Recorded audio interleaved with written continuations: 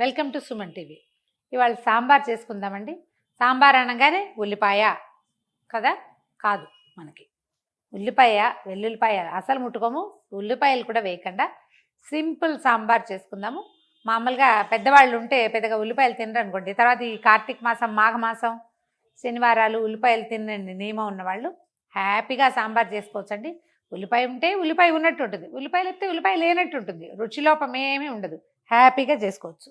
మనం ఒక కప్పు పప్పు, కందిపప్పుని కుక్కర్లో ఉడికించి పక్కన పెట్టుకోండి. తర్వాత సాంబార్ పొడి ఉందండి మన దగ్గర. అయితే ఇది నేను ఇంట్లో చేసిన సాంబార్ పొడి. కొలతలు సింపుల్గా చెప్తా చూడండి. ఇలా పొడిలాగా పట్టించేసుకోవచ్చు. మనకి మిరపకాయలు అవి పట్టుకునేందుకు కారం కొట్టించే మెషిన్లు అక్కడ పట్టించానండి, చక్కగా వచ్చింది. ఒక 1/4 కేజీ ధనియాలు, ఒక 1/4 కేజీ ఎండుమిర్చి. మిర్చికి తొడిమలు తీయలేదు, అందుకని ఈ కలర్ వచ్చింది. తొడిమలు తీస్తే కారం ఎక్కువ అయిపోతుంది. మద్రాసు మిరపకాయలు వస్తాయి చూడండి, గుండుగా ఉంటాయి, అవైతే భలే బాగుంటాయండి. నాకు అవి దొరకలేదు, నేను ఈ బళ్ళారికాయలు వాటితోటి పట్టించాను. 1/4 కిలో ధనియాలు, 1/4 కిలో ఎండుమిర్చి, తర్వాత ఒక 50 గ్రామ్స్ శనగపప్పు, కందిపప్పు. ఓకే, తర్వాత ఒక స్పూన్ మెంతులు, ఒక స్పూన్ మిరియాలు. ఇవి కాకుండా ఒక 25 గ్రామ్స్ జీలకర్ర, ఓ 2 పసుపు కొమ్ములు, అంతే. ఈ మొత్తం మిక్సీలో వేసి వాడు గిర్నీకిచ్చి పట్టించేసాను. అది చక్కగా ఒక 1/2 కేజీ, 3/4 కేజీ అవుతుంది, అటు ఇటుగా కాస్త తక్కువగా. దాన్ని చాలా రోజులు వాడుకోవచ్చు. నేనేం చేస్తానంటే ఓ డబ్బాలో పోసి ర్యాక్లో పెట్టుకుని మిగిలింది వాసన పోకుండా జిప్లాక్లో పోసి మూసేసి ఫ్రీజర్లో పెట్టేస్తాను. ఈ డబ్బా అయిపోయినప్పుడు మళ్ళీ అది తీసి పెట్టుకుంటాను. చాలా బాగుంటుందండి. మీకు ఆ ఛాయిస్ ఉంటే, ఆసక్తి ఉంటే కనుక ఒక దాల్చిన చెక్క కూడా ఈ పట్టించే దాంట్లో వేస్తే సాంబారు డిఫరెంట్ వాసన వస్తుంది, చాలా బాగుంటుంది. ట్రై చేసి చూడండి. అంటే దీనికోసం మళ్ళీ వీడియో చేయడం ఎందుకని చెప్పేస్తాను అనమాట. మన దగ్గర ఏమేమి ముక్కలు ఉన్నాయి చూద్దాం.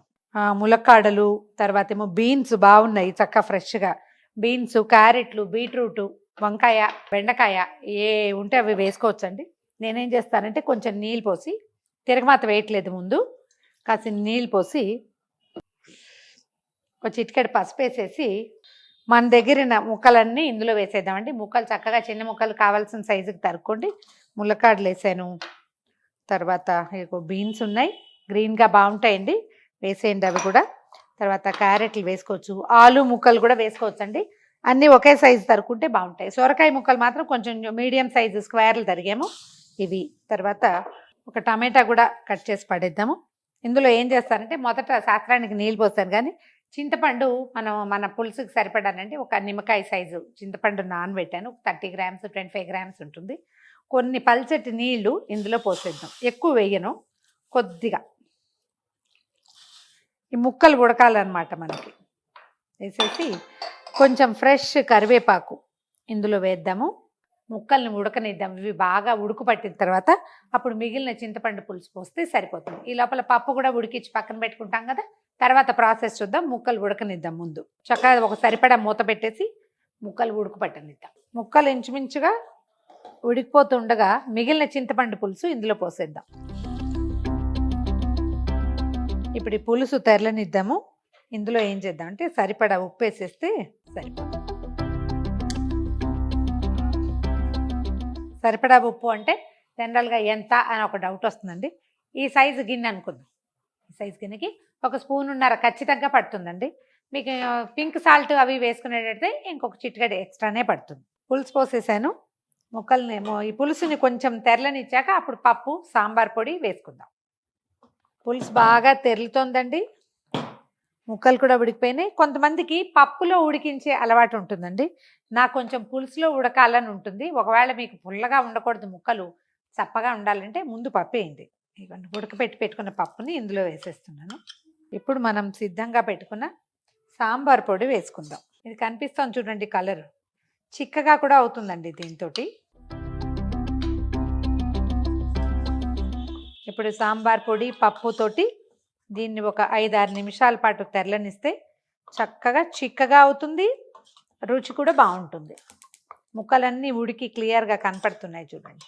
పప్పు ఎనుపుకోవాలి బాగా, దాన్ని మెత్తగా మ్యాష్ చేసుకుంటే బాగుంటుంది.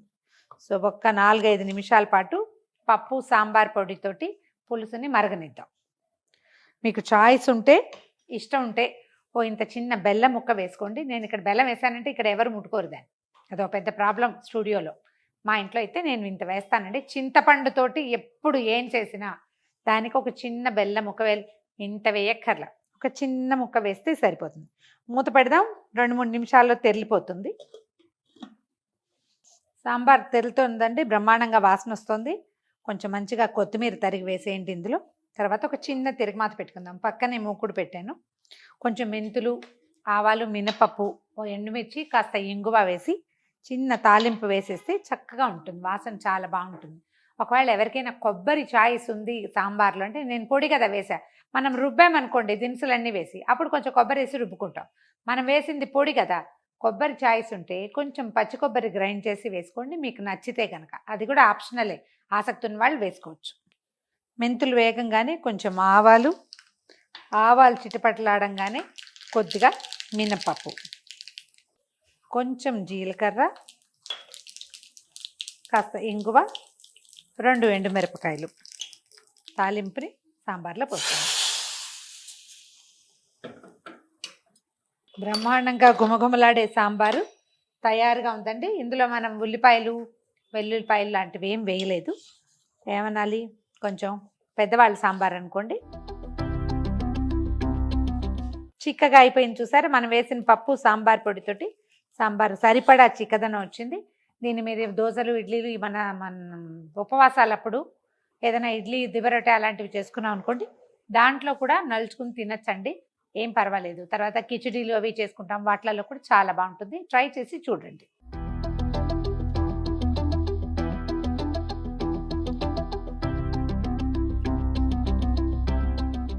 కమ్మని గుమగుమలాడే సాంబారు ట్రై చేసి చూడండి. ఈ వీడియో కనుక మీకు నచ్చినట్లయితే లైక్ చేయండి, షేర్ చేయండి. మరిన్ని ఇంట్రెస్టింగ్ వీడియోల కోసం సుమన్ టీవీకి సబ్స్క్రైబ్ చేసుకోండి.